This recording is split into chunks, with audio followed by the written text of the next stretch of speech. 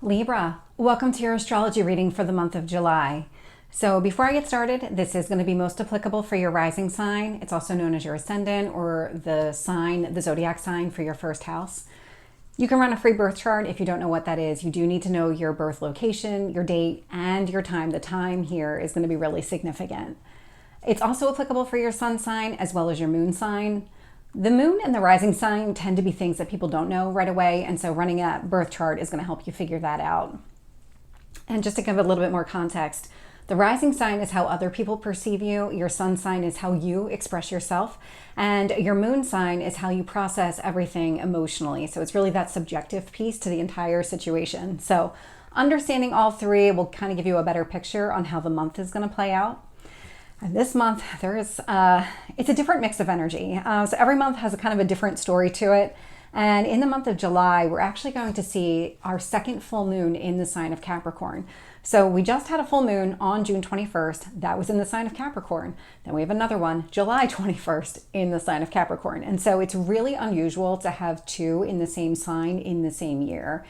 This energy, because it's Capricorn, so there's an emphasis on any kind of structures that you've put in place, maybe long-term goals that you've set for yourself. You might find yourself reevaluating things. Full moons are a great time to release, so there might be things, old structures, old beliefs, old ways of living and behaving and things like that that just need to maybe go away or be reconstructed in some other way. We also have a lot of retrogrades happening. So right now we already have Pluto retrograde in the sign of Aquarius. That happened a few months ago. We have Saturn that just stationed retrograde on June 29th. And then we have Neptune in Pisces that will retrograde this month, as well as Chiron in the sign of Aries. There's a lot of energy taking place there, but what's really significant is this Neptune in Pisces, because we start the month off right away with this energy. So Neptune stations retrograde in the sign of Pisces on the 2nd at 6:40 in the morning Eastern time. And so when a planet stations retrograde, instead of its energy kind of being reflected outward, it's now about everything directing inward. In the sign of Pisces, well, first, Neptune is the ruler of Pisces, so it is all about your goals and your dreams. For you, this is sitting in the 6th house, which is your daily routines, your daily life. And so think about daily life. It doesn't mean on Mondays I do this and Tuesdays I do this. It's more of like, these are the things that I do on a regular basis. That would be your daily life. It could also be around maybe health and fitness goals that you have for yourself. That's included in that 6th house, as well as nutrition. So there's a lot that's incorporated in your daily life. And again, it's the things that you do on a regular basis. And so there's some sort of internal reflection taking place as to how you want to live your life. And what this does when Neptune stations retrograde, it's going to trine Mercury in the sign of Cancer. Mercury is the planet of communication. Cancer is all about deep emotional feelings. And for you, this is sitting in your 10th house of career. So what you're finding here is an easy blend of your kind of ideal life and the conversations, communication, really understanding maybe the impact of your career as it relates to achieving that goal that you have in your daily life. And so there's a real connection there. This Neptune retrograde will also sextile Moon in Taurus. And what this means is thinking about and really kind of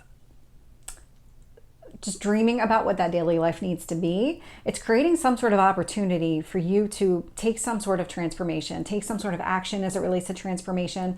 It's Moon, it's Taurus. These are not action oriented, but it's sitting in the 8th house. The 8th house is death and rebirth.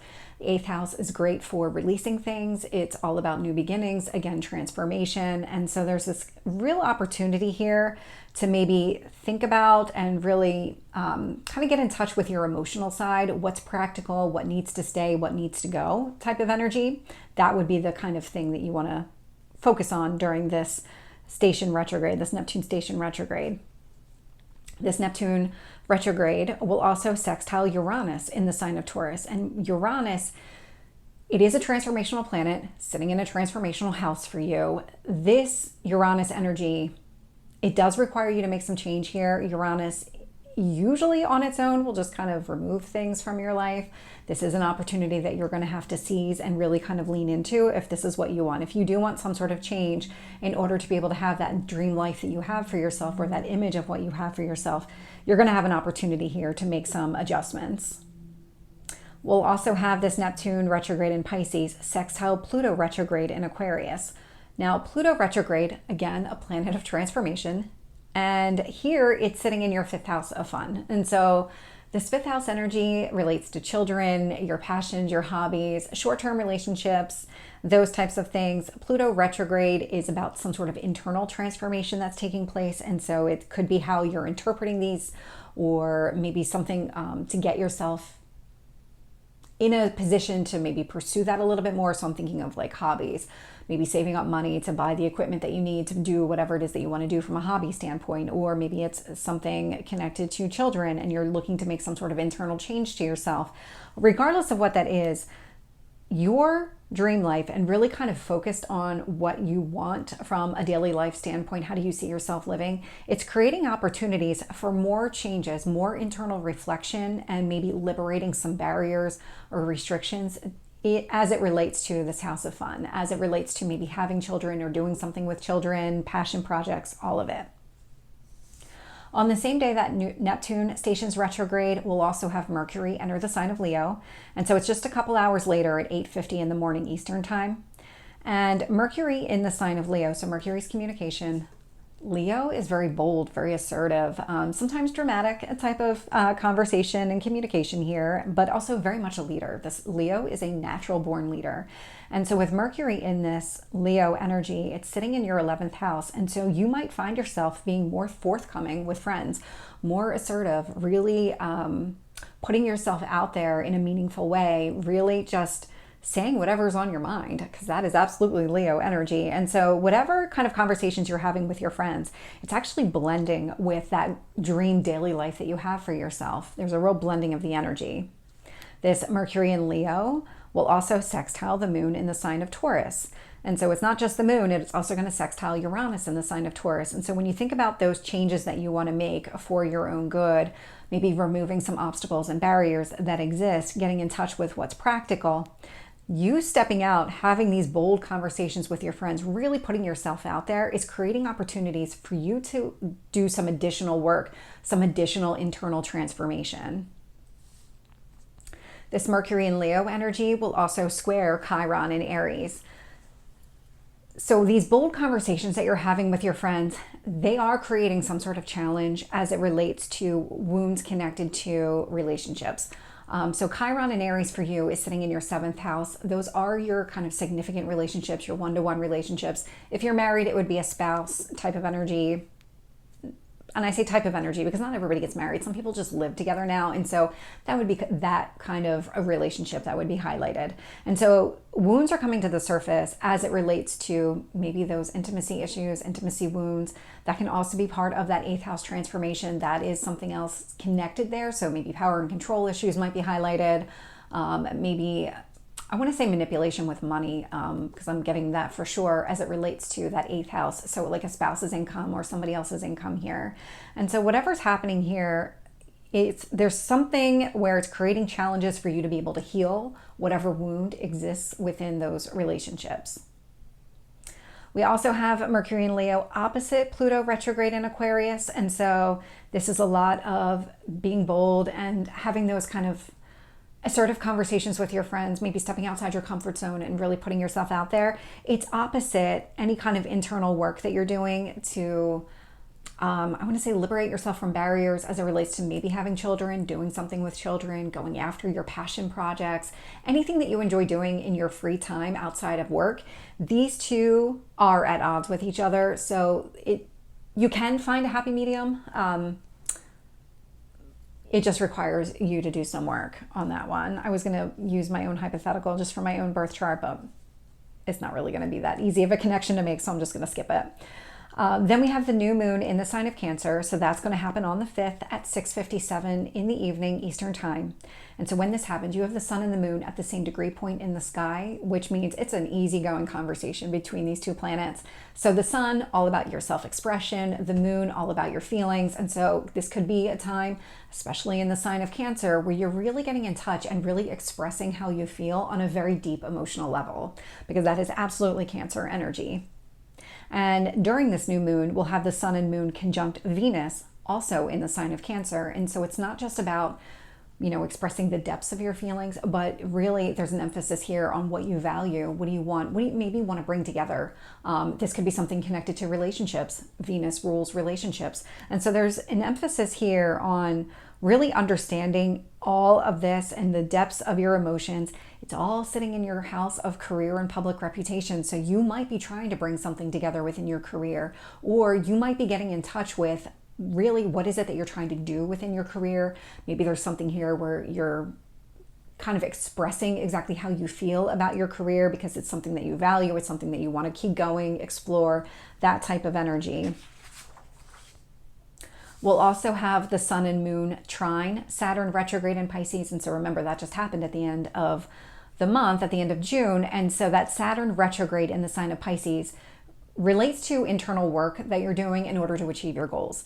That's sitting in your 6th house. So what kind of goals do you have in mind for your daily life? Because we have Saturn in that house, we have Neptune in that house. So really it's working towards your dreams, kind of all being emphasized right now, but everything is internal. So this new moon is highlighting that internal work that you're doing. It's an easy blend of energy. So whatever you're doing and expressing within your career, it's going to blend with the work that you're doing to get that daily life that you're looking for. It's such a really positive aspect here for you. We also have the Sun and Moon sextile Mars in the sign of Taurus. And so this new moon in your career, so expressing yourself, how you feel about it, maybe what you value about it, it's creating some sort of opportunity for you to take some sort of action in this house of transformation. The action that you would be taking here, this might be letting go of something here because this is a transformation house, but a new moon is also about things that just aren't working for you anymore. There's a lot of highlighting of your emotions. And if there's something that's contrary, you might want to get rid of it. That Taurus energy wants to hold on to things that you value, things that you find practical in your life. And Mars likes to remove things. So if there's something here that's not practical, it's gone. And I say that you will have to work on that. That's not something that's automatically going to be released. You will have to consciously release that one. This new moon in Cancer will also square Chiron in Aries, and so it's going to create some sort of obstacle as it relates to healing some sort of intimacy wound, something that could be impacting a one-to-one relationship, that significant relationship in your life. Could be other areas too. It doesn't have to just be that type of relationship. It could be around contracts, negotiations. They're all highlighted within that 7th house. We usually just talk about it from a marriage standpoint, but marriage is a contract, and so it's that kind of energy as well. Because it's squaring Aries, it's also squaring the North Node in Aries. It's not just Chiron, it's going to be North Node, but it's also going to be South Node in your sign. And so this new moon and the placement and where it's kind of hitting everything, it's creating some sort of obstacle or challenge to the actions that you need to take. North Node requires you to do something. You're here to learn some sort of lesson. Because it's in the sign of Aries, this is a very action-oriented as it relates to maybe a significant other or maybe that type of relationship in general. And so there's something here that you would need to work through in order to make that possible. But it's also squaring the South Node in your sign. And so the South Node in your sign, it's literally impacting you physically. So if there's something where you feel really balanced, this new moon might have you feeling a little out of balance just because of the way that just the way that these planets are talking to each other and the way the sun and the moon are. But don't worry, the moon doesn't stay around. It's a very fast moving energy, so this is not going to be forever. But it might feel a little uncomfortable for you from that perspective, whereas other parts of this are going to feel good. And then on the 11th at 12:19 in the afternoon Eastern time, we'll have Venus enter the sign of Leo. And Venus in Leo, this is such an incredible energy. So Leo, again, all about leadership, very much a natural leader. Venus, an emphasis on what you value, also likes to bring things together. So if you are some sort of leader who likes to bring people together, this would definitely be highlighted here. It's sitting in your 11th house. And so are you trying to bring your friends together? Is there something there where maybe you're trying to, I don't know, create some sort of gathering with friends? That would be that Venus in Leo type of energy. It will trine Neptune retrograde in Pisces. And so you have this dream life that you want to live, and it seems to blend with whatever you want to do within your group of friends. There's something where you feel very loyal to your friends. You want to bring them together. So there could be some sort of gathering that takes place. This is on the 11th. So, kind of take it as it resonates. Not everybody wants to get together in the middle of the week. We'll also have Venus in Leo sextile the moon in Virgo. And so again, when it comes to your friends and maybe bringing people together or really emphasizing here what you value about your friendships, it's creating some sort of opportunity. And this is an interesting one because it's sitting in your 12th house. And so the moon in Virgo is very much getting in touch with those kind of healing within inside you, because this is going to be in your 12th house. So this is your subconscious. This is you away from your community and everybody else. It's you behind closed doors. And so whatever it is that you're doing with your friends, it's creating some sort of opportunity for you to heal something internally. This Venus and Leo energy will also sextile Uranus in the sign of Taurus. And so it's going to create some opportunity here to remove any kind of obstacles or barriers that might be in your way, because again, that's sitting in your house of transformation. So there might be something here that you need to let go of. And this is giving you an opportunity to let go of something that just isn't worth holding on to anymore. You just don't value it. It's maybe more of a hindrance than a help, that kind of thing. We'll also have Venus and Leo square Chiron in Aries. And so again, whatever it is that you're doing with your friends, maybe any kind of action that you might be taking, bringing people together, really being loyal to your friends, it's opposite this Pluto retrograde in Aquarius. And so whatever internal changes are taking place as it relates to maybe children or your passion projects, it's an opposition energy. So it's a push-pull kind of energy. You can find that happy medium. You do have to work for it in order to make that happen. Then we have Mars enter the sign of Gemini. And so that's going to happen on the 20th at 4:43 in the afternoon Eastern time. And so Mars in Gemini. Gemini is all about the details. Mars is a planet of action. Mars likes to separate things. It's very much kind of a let's do this, let's just do this, a type of energy. So Mars action, Gemini, let's think it through. So this indicates that whatever actions you're taking, you're going to have all the facts in front of you. Gemini does like to know all the facts. It doesn't like to know the truth of the situation. So whatever actions you're taking, they're based on all of the information that you have. And so I really like it from that perspective. It's also sitting in your 9th house. And so when it comes to your personal growth, long distance travel, this could indicate you pursuing something maybe like a higher education, anything along those lines that is really meant to help you grow and evolve as a person. Whatever action you're taking, it's going to be very informed. You are going to have all the information in front of you. It's also going to be trine Neptune retrograde in Pisces. And so whatever actions you're taking for your personal growth are going to blend with that kind of dream life that you have for yourself, or that you want for yourself. This Mars in Gemini will also sextile Moon in Virgo. And so whatever actions, again, those informed decisions that you're making to take some sort of action as it relates to your personal growth, is also going to create some sort of opportunity here for you to heal internally. That Moon in Virgo, again, going back to your 12th house, your subconscious, it's giving you not only the information, because Virgo is also a planet or a sign of information, but there's a healing element to it. And the moon is all about your emotions. And so it's creating some sort of opportunity here for you to kind of do more healing on yourself internally. This Mars and Gemini energy will also sextile Uranus in the sign of Taurus. And this indicates that those informed actions that you're taking, those decisions to act and then actually executing an action, it's going to create some sort of opportunity here for you to remove more obstacles in your life. That Uranus and Taurus, again, Uranus doesn't like to hold on to things, especially if they don't need to be there. In the sign of Taurus, it only wants to keep things that are practical for you, that maybe you value. Everything else can kind of go away. And so it's an opportunity you're going to have to act on if you want to. It's there. Mars and Gemini will also square Chiron in the sign of Aries. And so this is where these informed actions that you're taking related to your growth, it's going to create some sort of obstacle or challenge, again, to some sort of maybe intimacy wound that's coming to the surface here. Because that Chiron in Aries, I mean, there is some sort of wound here. It's going to continue coming up, but by the end of the month, when Chiron stations retrograde, you're going to see that it gets easier to work with. Then we have Mars in Gemini opposite Pluto retrograde in Aquarius. And so again, these actions that you're taking for your personal growth, there's some sort of push-pull energy taking place as it relates to internal changes, internal transformation in your house of fun. And so again, could be children, could be your hobbies, passion projects, things like that, but it is this energy that you would need to work through. It's that push-pull. And then on the 21st, we have the full moon in the sign of Capricorn. So this is our second one of the year. It's going to happen at 6:17 in the morning Eastern time. And it happens right before the sun moves into the sign of Leo. And so you're going to find that some of this energy is going to blend for a couple of days. When the full moon happens, you have the sun at one point, you have the moon at the opposite point. And so any conversations that are taking place, if it's beneficial for one, it's not going to be so easy for the other. And so you're going to find that this energy is a lot of that push-pull. Which one are you going to be able to lean into? And for you, the emphasis here, your moon is in the sign of Capricorn, or the moon is in the sign of Capricorn, and the sun is in Cancer. And so that's 4th house energy, it's 10th house energy. And so this is a lot about your home life versus your career, your work life. And this is where you're going to run into some opposition.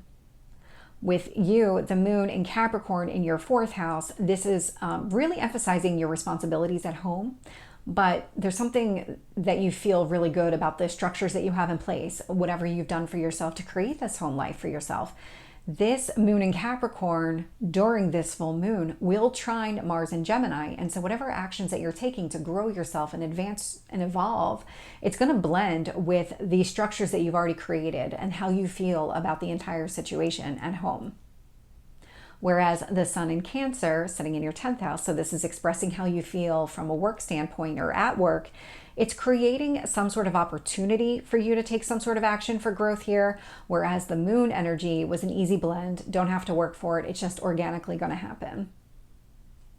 And then we actually have both the sun and moon will square Chiron in Aries. And so the structures that you have in place and how you feel about those in your 4th house of home, as well as how you express yourself at work, they're both creating challenges to healing some sort of intimacy wound. And so it could be a lot of, in an effort to not address that wound, you might have created structures or gone after something here that just didn't impact you on such an emotional level that required you to heal this wound. A lot of times I see that, and I see that in my daily life too. I mean, I've been guilty of it, where you create these almost bubbles around yourself so that you don't have to deal with something. And that's kind of what is being reflected here during this full moon. It's creating this square energy, so it tells me that you've set yourself up in such a way that it is creating challenges to heal this wound.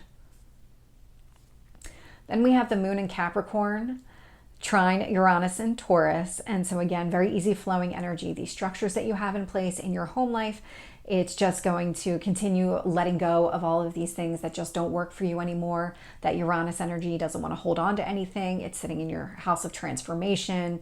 It wants to hold on to things that are grounded and practical and in your best interest, and everything else, gone. Whereas the sun in Cancer, so this is about how you're expressing yourself at work, how you feel about your work. It's creating some sort of opportunity for more changes to take place in that house of transformation, because it is a sextile here.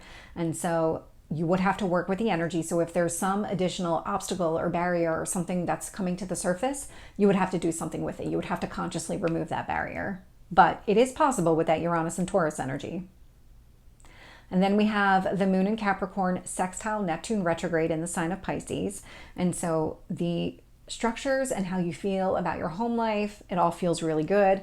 It's creating opportunities for you to maybe think about more. What is your ideal daily life? Because you're getting something out of your home environment. There's something really positive connected to it. Otherwise, you wouldn't have done it in the first place. And so it's giving you some sort of opportunity to maybe internally reflect more around what is your goal? What is your ideal daily life? What does that look like? Whereas the sun in Cancer, so again, expressing yourself at work, it's just going to easily flow with that daily life that you're looking for, if I can get the words out. This one is a trine, so it's just an easy flow of energy. Think of it as like Jupiter type of energy, where it's just organically going to happen. You don't have to put any work in. So your career is lining up with this daily life that you want for yourself. This moon in Capricorn will be in a conjunction with Pluto retrograde in Aquarius. And this is the first time we're seeing any kind of conjunction take place as it relates to internal transformation, maybe around children or your passions, your hobbies, the things that you really enjoy doing here. And so these structures that you have in place, this really could be around kids because it's around home. Could be your responsibilities at home and you feel really good about those responsibilities. It's conjunct any kind of internal changes that are taking place, maybe connected to kids or maybe connected to home projects, anything that you enjoy doing in your free time. So really easy blend of energies. Love to see that one. Whereas the sun in Cancer, sitting in your 10th house, so how you're expressing yourself at work, is opposite this Pluto retrograde in Aquarius. So this internal change, internal transformation that's taking place as it relates to the things that you enjoy doing in your free time. Again, kids, passion projects, hobbies, things like that. It is an opposition energy. And so it almost feels like, because there is kind of this work-life balance that's taking place for you during this full moon, that maybe you're just spending a lot of time, or I want to say maybe spending a lot of time picking up I want to say additional responsibilities, even though that's not coming through with the planets, but it feels like maybe you're doing more and expressing yourself more at work. And that means that you're not able to spend as much time working on your passion projects or spending time with your children here. And so that would be that opposition energy. You can find that balance. This one is probably an easier of all of the energies to find that balance, but it is possible. And then sure enough, the next morning on the 22nd, we'll have the sun enter the sign of Leo. And so that's going to happen on the 22nd at 3:45 in the morning Eastern time. When the sun enters the sign of Leo, first, the sun loves being in the sign of Leo. It is its home sign, so really love to see that energy. This is bold action. This is being very clear on what you want, being very assertive. I mean, you think about the sun, it illuminates everything. That is the Leo energy here. And so sitting in your 11th house, this might be how you're expressing yourself when it comes to your friends. Again, kind of that bold conversation, really stepping out of your comfort zone, expressing exactly what it is that you're thinking. Will trine Neptune retrograde in Pisces. And so this is going to easily blend with that dream life that you're looking for. And so it might be specific conversations, because that sun is your self-expression. So there might be conversations taking place that just line up with this kind of life that you're looking for. The sun in Leo will sextile Mars in the sign of Gemini. And so that bold action you're taking with your friends, or bold expression that you're having, kind of really speaking out, being your authentic self, it's creating some sort of opportunity here for you to take action as it relates to your growth, that informed decision, that informed action. So it's really creating a beautiful opportunity here for you to keep going, keep growing, keep expanding.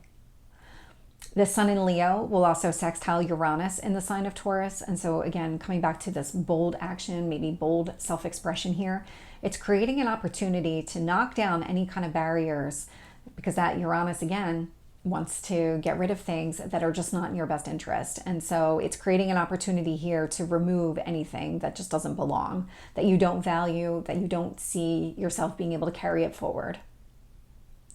We'll also have the sun in Leo opposite Pluto retrograde in the sign of Aquarius. And so again, when it comes to expressing yourself with friends, it is opposite to some sort of internal change as it relates to your passion projects or your hobbies or children, something like that. These are internal changes that are taking place.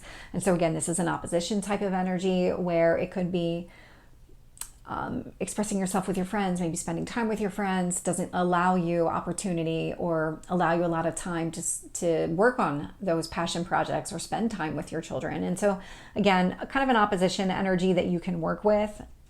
I think the work-life balance might be a little bit easier to work with than this one, but it's going to be different for everybody. And then on the 25th at 6:42 in the evening Eastern time, we'll have Mercury enter the sign of Virgo. And so Mercury, planet of communication, Virgo, Mercury's actually the ruler of Virgo. It's also the ruler of Gemini, but with Virgo, it's a little bit different. So Virgo does like to get into the details, definitely a self-thinker, critical thinker, but also a healing component to it. When Virgo's thinking, it's not thinking just for the sake of thinking, it's thinking for the sake of healing something, kind of working through any kind of problem. So this Mercury in Virgo will trine Chiron in Aries. And so the trine energy, very easygoing, easy flow of energy. And so this Mercury in Virgo is sitting in your 12th house. That is your subconscious. That is just your internal self. And so this is about you behind the scenes, maybe just thinking things through, processing everything from an emotional lens, because that Virgo does have that healing element to it. It's going to really flow with whatever wound you have, that intimacy wound connected to your 7th house. And so this is where you can start to see that you're given an opportunity, and one you don't have to work for, where now you can start to work through some of the issues that you have as it relates to significant relationships in your life. We'll also have Mercury in Virgo square Mars in Gemini. And so thinking through all the details here, really getting in touch with what you need to heal internally. It's creating some sort of obstacle or challenge to the informed decisions that you're trying to make in order to grow yourself.